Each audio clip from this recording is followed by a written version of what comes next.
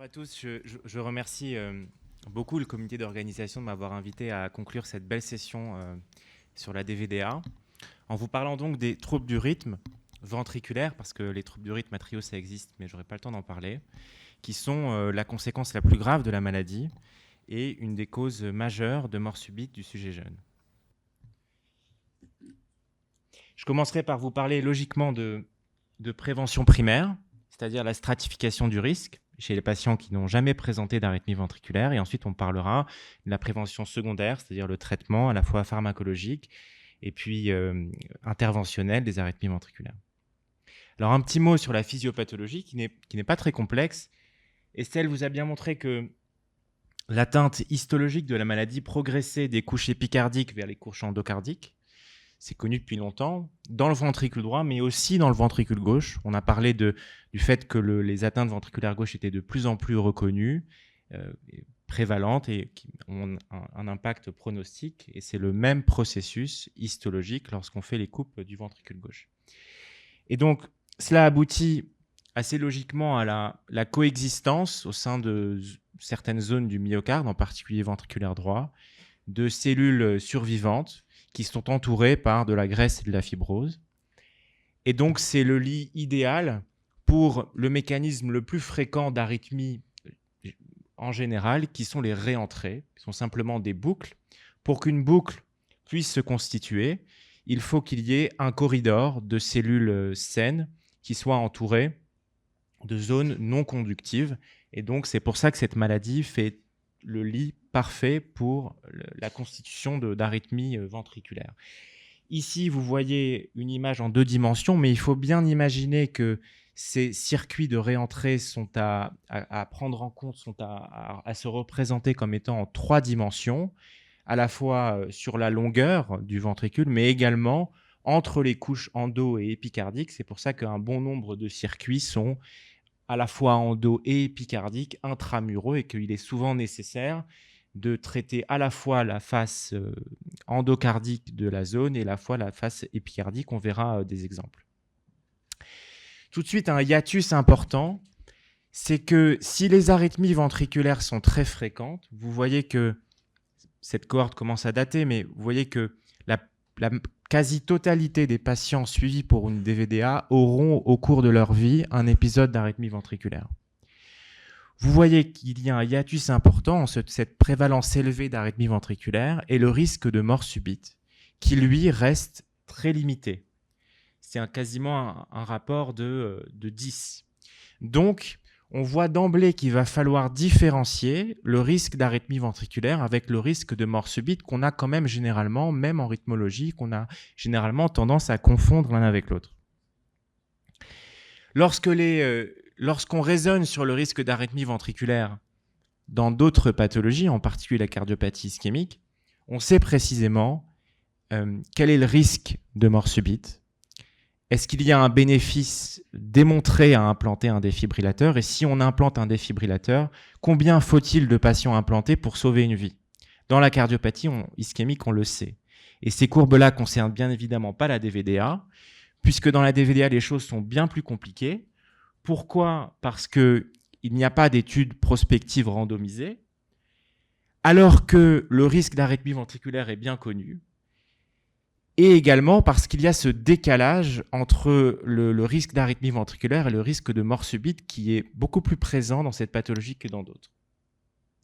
Et donc cette complexité finalement met les cliniciens dans une démarche complexe où on doit à la fois évidemment prévenir la mort subite qu'on peut généralement pas se permettre dans une population jeune qui n'a pas d'autre cause de mortalité, et où on doit également prévenir les implantations excessives de défibrillateurs, puisque je vous rappelle qu'un défibrillateur implanté, 10 ans après, c'est au moins 30% de réintervention sur les sondes, avec la morbimortalité que ça inclut.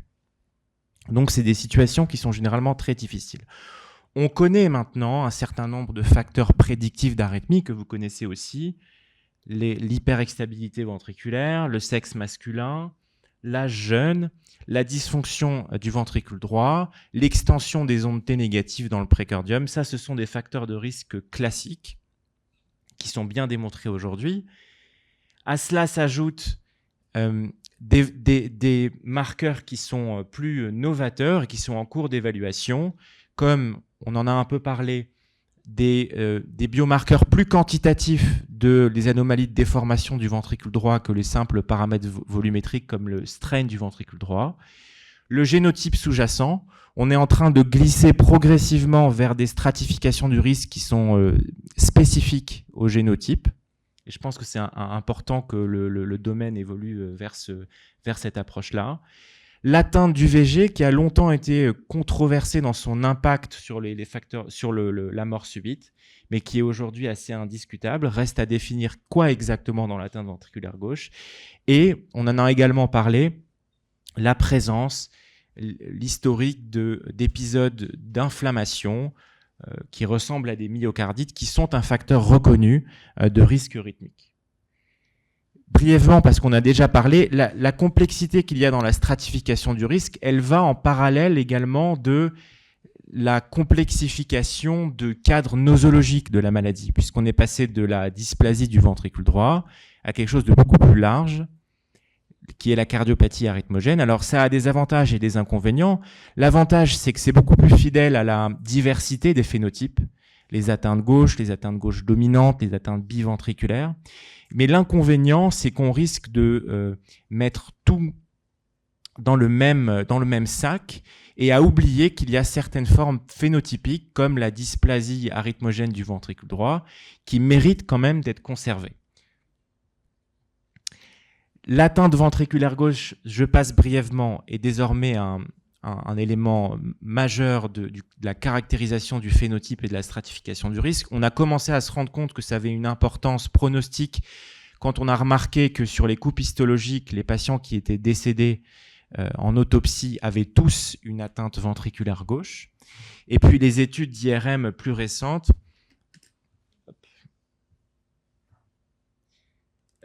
nous montrent que l'atteinte ventriculaire gauche a une vraie valeur pronostique. Il y a maintenant, et c'est les critères de Padoue dont Gilles nous a parlé, tout un cortège de signes à la fois électrocardiographiques et à l'imagerie qui signent l'atteinte ventriculaire gauche.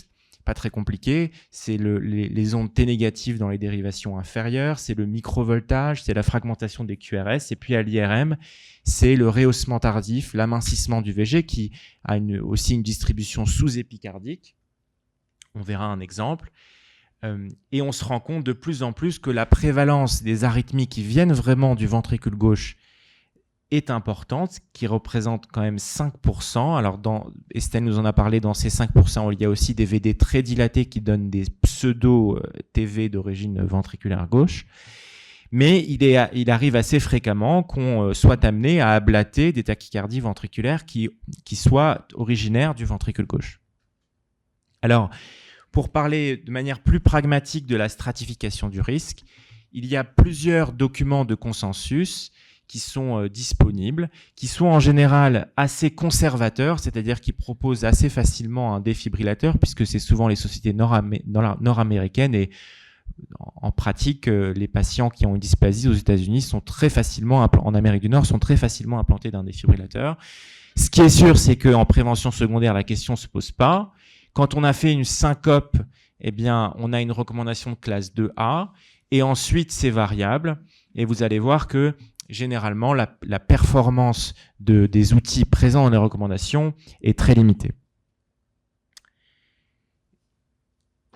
Une cohorte intéressante qui nous montre que parmi 131 patients qui n'avaient pas de défibrillateur, il y a eu 29% donc d'événements rythmiques. Et si rétrospectivement on analyse les critères tels qu'ils sont définis dans les recommandations, vous voyez que pour 45% d'entre eux, ils ne qualifiaient pas les critères pour avoir un défibrillateur. Donc, les outils qui sont présents dans les recommandations actuelles sont assez mauvais. Depuis quelques années, on a à notre disposition, un peu comme la cardiopathie hypertrophique, un calculateur du risque qui a été développé sur une cohorte internationale menée par Johns Hopkins. il y a une vraie réflexion, et ça c'est vraiment très intéressant, sur quel outcome allait être pris pour définir un événement. Est-ce qu'on prend toutes les arythmies ventriculaires, mais là on se retrouve avec un chiffre très élevé et on ne parle pas vraiment de prévention de la mort subite, on parle de prévention des arythmies ventriculaires.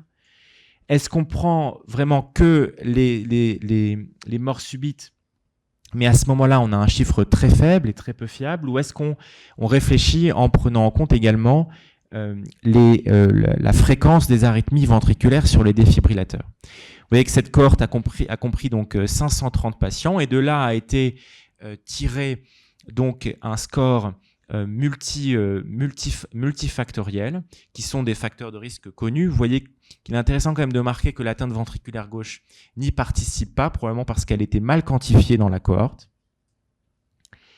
Et donc, pas mal d'études ont validé ce score avec des bonnes performances. On l'a fait également dans notre cohorte à la Pitié-Salpêtrière. On s'est aperçu que utiliser ces scores de risque fait mieux, indiscutablement, qu'utiliser les guidelines. Mais dans notre cohorte de patients qui ont beaucoup moins de défibrillateurs, on surestime considérablement le risque. Et pour obtenir des performances correctes et un bon compromis en termes de sensibilité et spécificité, on est obligé d'appliquer des seuils d'environ 30% de risque d'arythmie ventriculaire. Donc, utiliser ces outils, oui, mais attention à la population dans laquelle ils sont utilisés, et bien choisir ces seuils de risque. Pour aller plus loin dans la différence entre le risque d'arythmie ventriculaire et le risque de mort subite, on a regroupé notre pratique, nous à la Pitié, qui consiste à ne pas nécessairement implanter de défibrillateur en prévention secondaire chez les patients qui ont fait une arythmie ventriculaire, à condition qu'il n'y ait pas d'autres facteurs de risque de mort subite, qu'il n'ait pas fait d'orage rythmique, qu'il n'ait pas syncopé, que leur TV ait été bien toléré hémodynamiquement. Et on s'est aperçu que parmi 65 patients qui remplissaient ces critères, malgré un taux non négligeable de récidive, aucun patient n'est décédé pendant le suivi. Bon, l'effectif est faible, mais on n'est pas la seule équipe à avoir montré cela. Donc, on évolue progressivement vers une stratégie. C'est pas valable que pour la cardiopathie arythmogène, où on va devoir différencier arythmie ventriculaire traitée par ablation et mort subite. Encore faut-il savoir bien déterminer quels sont les facteurs de risque, non pas d'arythmie ventriculaire généralement, mais de mort subite.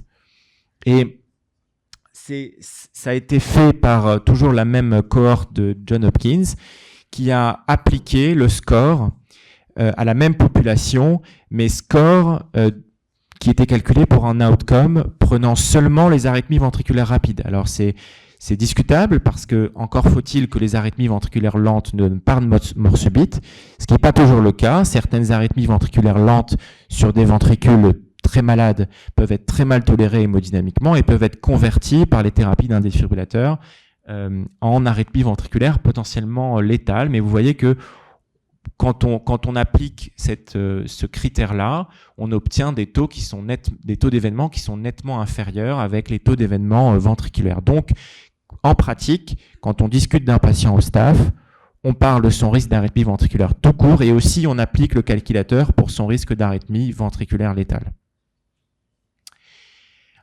Un mot rapide pour la stratification du risque chez les patients. D'abord, c'est très difficile puisque les cohortes sont petites. Vous voyez, cette étude, qui est une des seules sur le sujet avec l'étude de Necker, ne comprend que 12 probants pour 68 patients à risque. Ce qu'on remarque d'emblée, c'est que la population pédiatrique, qui est quand même moins pédiatrique que celle de Necker, qui est plus une population d'ados ici, eh bien, les événements comme signe initial de la maladie, les événements rythmiques sont très fréquents. Et il y a des facteurs de risque qu'on connaît, qui sont également associés à la survenue d'événements dans le suivi. Encore une fois, à prendre avec des pincettes sur une toute petite population, l'hyperexstabilité ventriculaire, l'inversion des ondes T, la présence de TVNS. Vous voyez, ce qui était marquant dans cette étude, c'était que la progression à la fois structurelle et électrique était marquée. On dit chez l'adulte que c'est une maladie qui progresse peu, avec des études sériales en IRM et en écho, on a parlé. C'est pas le cas chez l'enfant, et je pense qu'il faut avoir des évaluations plus régulières chez l'enfant que chez l'adulte. L'expérience de Necker est très intéressante puisqu'elle a inclus des patients qui étaient nettement plus jeunes, avec un groupe de patients de moins de 12 ans. Vous voyez que là, la diversité phénotypique est beaucoup plus importante, un petit peu, je crois, comme dans d'autres cardiopathies, comme la cardiopathie hypertrophique. On retrouve bien davantage de formes biventriculaires, et ça va avec une prévalence plus importante d'un génome particulier qui est desmoplaquine, on en parlera, et donc avec un taux d'événement à la fois rythmique et d'insuffisance cardiaque qui est nettement supérieur à la population de plus de 12 ans, et avec cette spécificité de ces jeunes enfants qui font des épisodes inflammatoires type myocardite qu'il faut savoir reconnaître. Voilà un exemple d'une jeune patiente de 30 ans qui est venue dans un état de choc en orage rythmique, qui a fait un long séjour en réanimation sous ECMO. Le diagnostic initial retenu était celui d'une myocardite fulminante. Vous voyez beaucoup d'œdème à l'IRM. Et puis, quelques années plus tard, elle revient pour un orage rythmique. On fait la cartographie endo-épicardique, on se rend compte qu'elle a de larges zones de bas voltage, les zones ici en rouge, avec de la fibrose sous-épicardique diffuse. C'est donc un tableau assez caractéristique ici d'une extrême gravité, d'une DVDA biventriculaire révélée par un tableau de myocardite aiguë. Cette patiente avait une mutation pathogénique dans le gène desmoplaquine. J'en parlerai brièvement. Vous voyez, c'est un génotype particulier où la prévalence des atteintes gauche est très élevée. Il y a souvent des épisodes inflammatoires. Vous voyez cette fibrose circonférentielle en anneau qui progresse des couches épicardiques vers les couches endocardiques, avec également beaucoup d'inflammation. À l'IRM, on travaille à la pitié sur des signes qui seraient éventuellement spécifiques de cette mutation desmoplaquine. Il y a potentiellement l'atteinte circonférentielle sous-épicardique qui, lorsqu'elle n'est pas associée à une atteinte majeure du VD, est très évocatrice d'une mutation desmoplaquine. Et c'est aussi des patients chez qui on a souvent des anomalies au TEP qu'il faut savoir identifier et qu'il ne faut pas méprendre pour une sarcoïdose. C'est une diapo chargée, mais très brièvement, simplement pour vous dire que c'est des patients porteurs de cette mutation qui font énormément d'événements, qui ont un pronostic plus défavorable que d'autres génotypes comme les PKP2. Et tout l'effort qui a été fait pour la stratification du risque pour les DVA tout venant dont on a parlé est en train d'être répété à l'échelle d'une mutation spécifiquement, et c'est nécessaire parce que c'est vraiment un phénotype particulier. On participe à cette étude multicentrique toujours menée par Johns Hopkins. Venons-en maintenant au traitement des arythmies ventriculaires.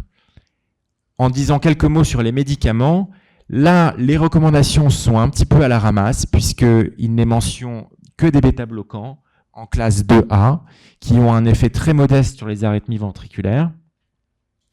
On a récemment publié notre expérience de l'utilisation de la flécaïne, que certainement vous aussi utilisez, et qui permet une réduction très significative à la fois de la charge en extrasystole ventriculaire et également dans la présence ou non de TVNS. On n'a pas de preuves actuellement qui démontrent que la flécaïne réduit le risque de mort subite en prévention primaire, mais on en a la forte présomption. Ceci dit, quand même très souvent, le traitement médical par flécaïne, associé ou non au bêta-bloquant, souvent oui quand même, ne permet pas de réduire complètement la charge en extrasystole l'hyperexstabilité ventriculaire, et il est assez fréquent que les patients, quoique bien traités par flécaïne, aient besoin d'une ablation par cathéter, et voici la transition. L'ablation par cathéter des arythmies ventriculaires dans la DVDA, c'est le traitement de référence. C'est un traitement très efficace. Dans les cohortes qui incluent toutes sortes de cardiomyopathies non ischémiques, eh bien vraiment la DVDA se démarque du lot parce que les taux de succès à long terme d'absence de récidive sont nettement plus élevés. Vous voyez ici la charge ventriculaire avant ablation et la charge ventriculaire après ablation pour une cinquantaine de patients. Il n'est pas seulement utile de raisonner en termes de taux de récidive, mais également en termes de diminution drastique de la charge. Qu'est-ce qui explique ce succès de l'ablation? Eh bien, c'est deux évolutions récentes. D'une part, la possibilité de cartographier non seulement la tachycardie elle-même, mais les anomalies en rythme sinusal qui sont le terrain de futures arythmies ventriculaires. Donc, quand on fait une ablation, on ne traite pas seulement la tachycardie ventriculaire clinique, on traite aussi les futures tachycardies, c'est bien l'objectif. Et deuxièmement, le développement maintenant routinier dans les centres experts de l'abord épicardique qui permet donc de traiter le substrat qui est essentiellement épicardique dans cette pathologie, ici en haut. Qu'est-ce qui permet d'améliorer le plus possible les résultats de l'ablation par cathéter?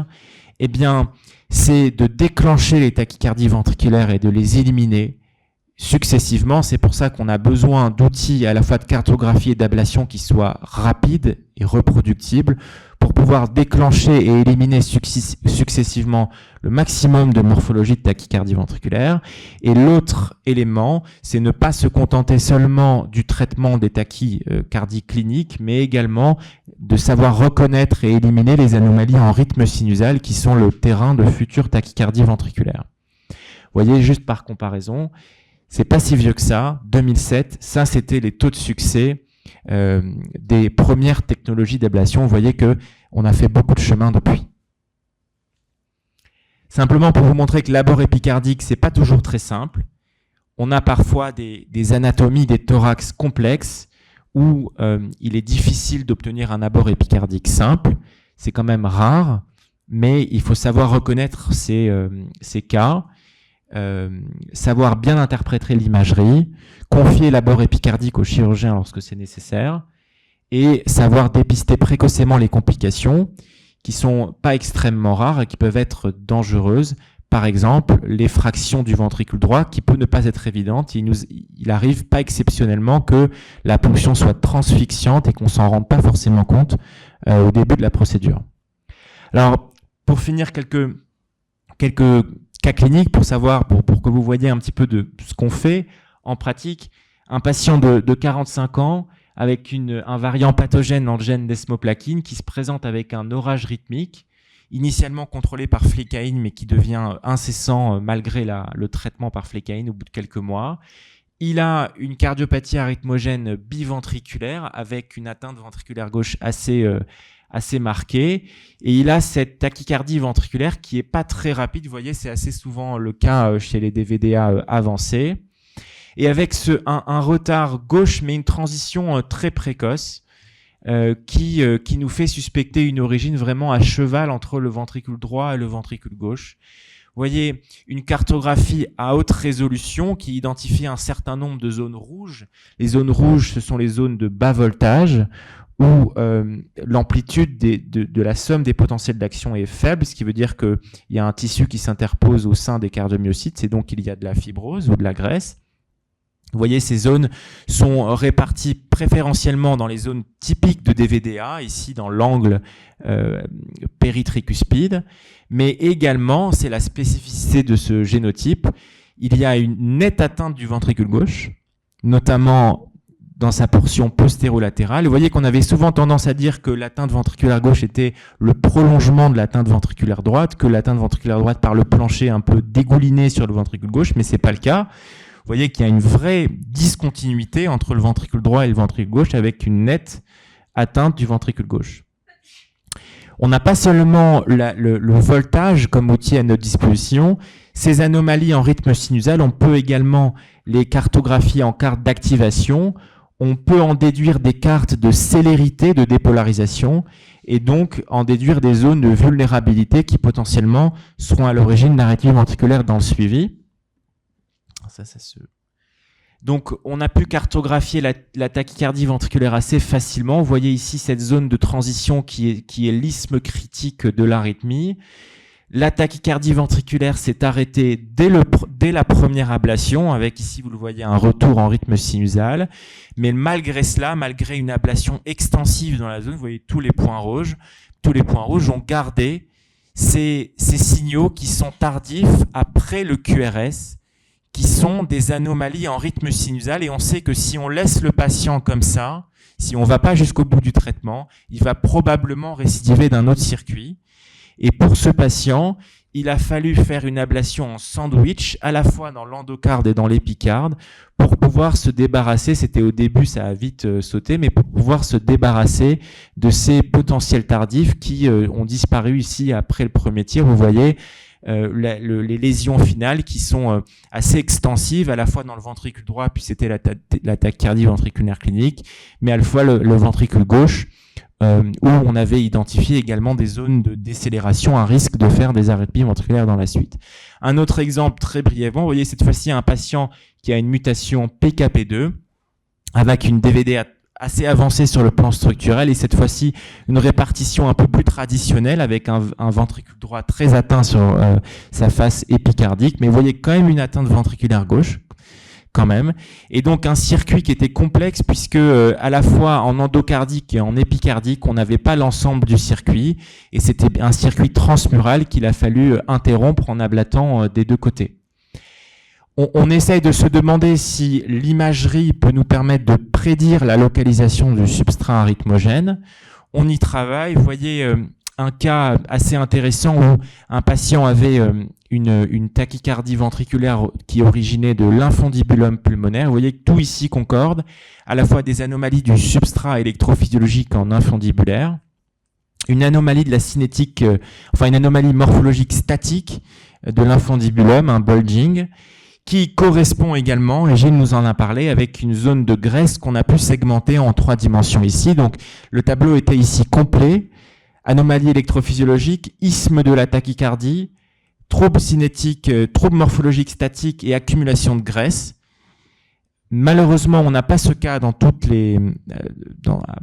tous les patients. Vous voyez ici un patient qui a une nette dyskinésie de la portion inféro-latérobasale du ventricule droit, vraiment de la partie péritricuspide typique, avec un vrai bulging.